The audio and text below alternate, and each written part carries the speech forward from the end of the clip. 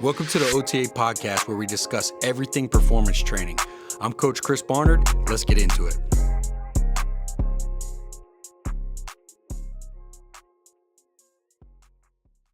Yo, what's going on, guys? Welcome back to the OTA podcast. I'm your host, Chris Barnard. And for today's podcast, what I wanted to discuss was a recent conversation that we had within our coaching group in regards to actual coaching.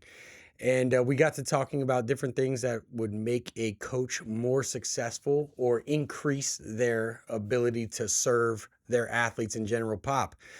So today what I want to discuss was 3 tips that I think are vital, that are actually probably the first 3 tips that I try to teach our interns and our new coaches here at our facility. So I'll kick things off by saying, first and foremost, we have something here, what we call the coaching commandments. Essentially what this is basically it's a laundry list of things that are kind of common sense, but make sure that we check those boxes and establish the expectation right off the bat. These are things such as, wearing a proper uniform. We have all are fitted the same way. Even if you are an individual, you should try to strive to dress the same way. It's just a level of professionalism.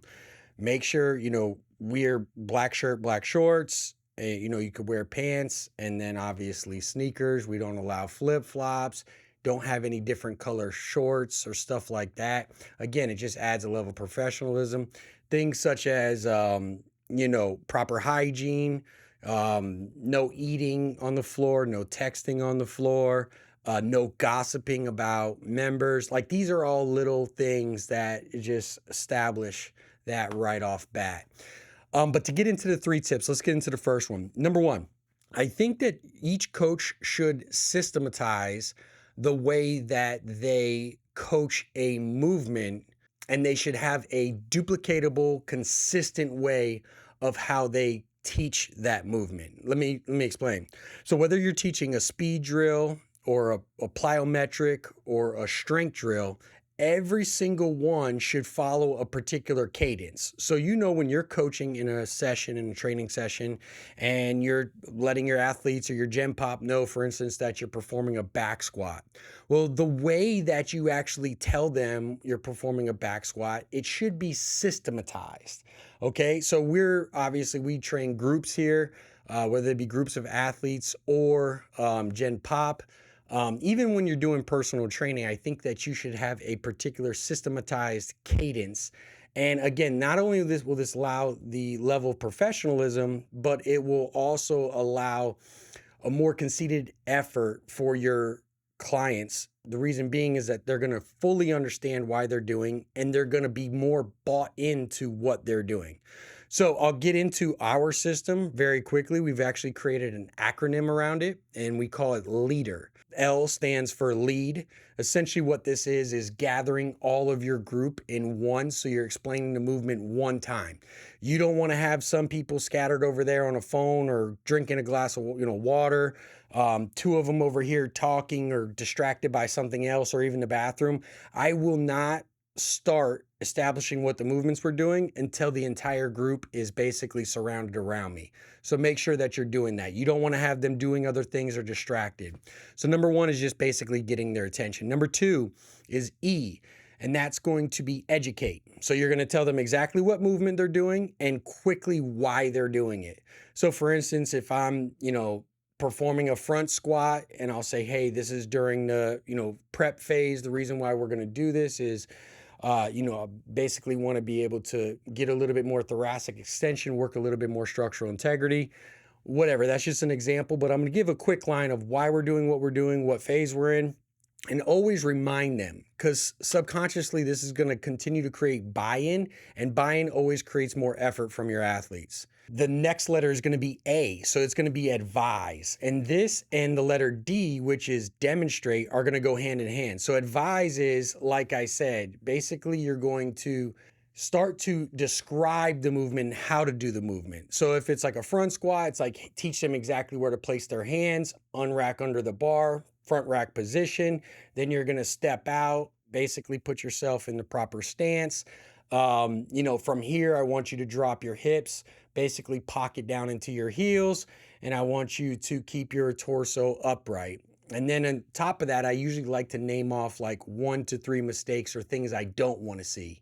So something I might not want to see is I don't want to see those elbows drop at the bottom. I don't want to see you kick your hips straight back like you're performing a back squat or an RDL. And then D is to demonstrate. So while I'm explaining, right, I'm actually showing them how to do it, either on myself or on an athlete or an assistant coach. And again, you have to remember some, depending on the athlete or the clientele, are, humans in being, there's a certain amount that are auditory, meaning they like to listen and learn. And then some people, majority of them, I think over 65%, are visual. So they're going to see it while you're explaining it. So certain things are going to hit certain brain centers, okay? And then while you're even coaching, just realize there's a certain amount that are kinesthetic. So just by putting like a touch, for example, having them retract their shoulder blades. And if you just have them say, hey, pull your shoulder blades here, I'm touching the piece on their back, that right there is going to get them to understand, oh, this is what I'm trying to do. So just understand that each person learns a little bit differently. So we want to hit them from each angle. What's up, coaches? Real quickly, let me go ahead and introduce you to Performance Coach U certification. Now, this is the certification/course that I put together for coaches who want to train athletes and not only get results, but also maximize profits in the private sector. The problem that I saw with a lot of these courses and certifications out there for coaches was that they provided a lot of information and not a lot of application. So I wanted to pull back the covers over 10 plus years of experience and show you the ins and outs of actually being in the trenches so that you get maximum results while also scaling your business. So if you're interested in this, go ahead and check out the link down below and you can get more information.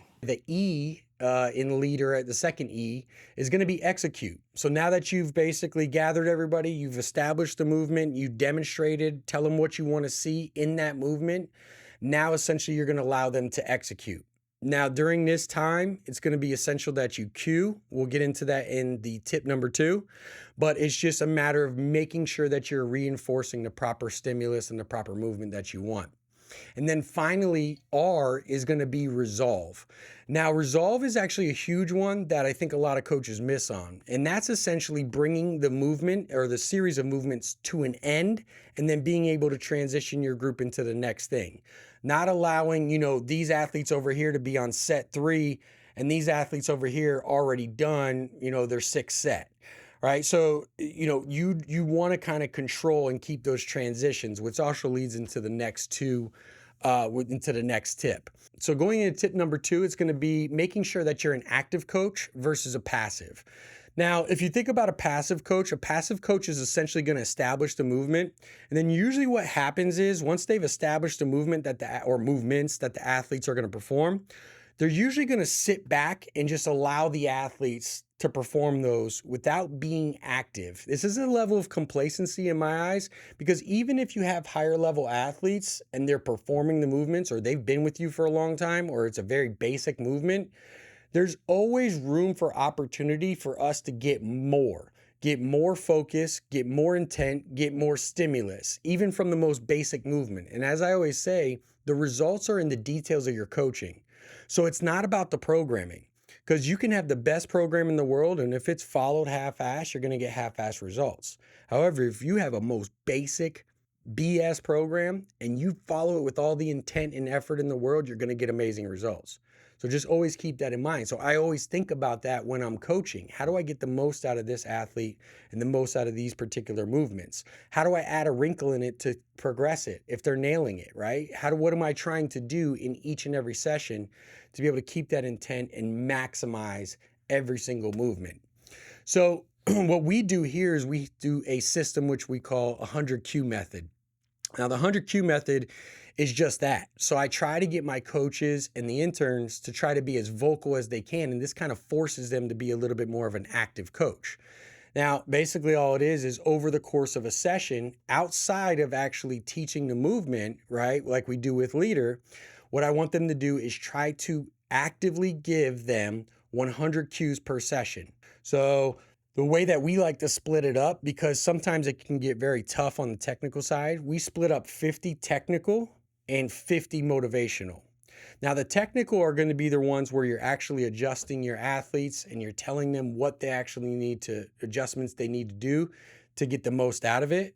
The other 50 are going to be just, hey, a simple good job or a good shit, or, say, and I always tell them, say their first name, right? So give them a good job, give them a pat on the back, whatever it is, make sure you say their first name.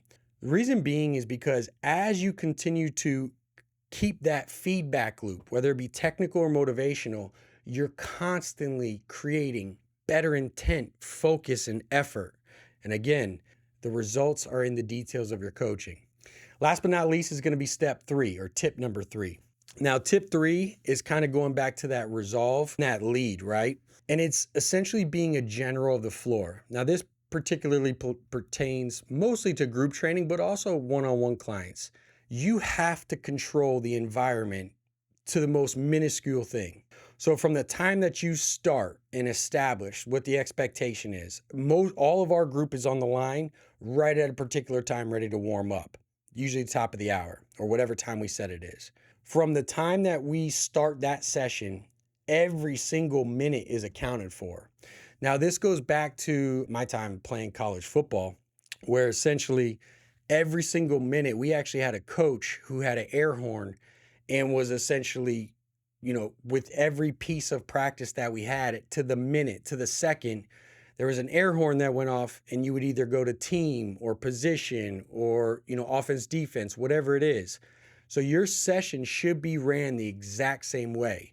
You should make sure that every single second is accounted for. Even in our sessions, I tell them when to go do a water break, when to come back, exactly what movements they're doing. I make sure each person is on the same page as far as how far along they are in that. Like, say we're doing a circuit, you want to make sure that they're all on the same page, that they're all pushing. So just be a general of the floor in all aspects of it. You want to have total control, and they will respect you for it, and they will also buy in more. So there you have it, guys. Just wanted to touch on 3 tips that I think are essential for the actual in the trenches session. Obviously, there's so much more, but if you nail these 3, I believe that your service as a coach will go up obviously high. And not only that, level of professionalism, but also the results will follow. The results will follow if you follow a system on a consistent base of how you coach. So I hope that helps, and I'll talk to you guys in the next one. Peace.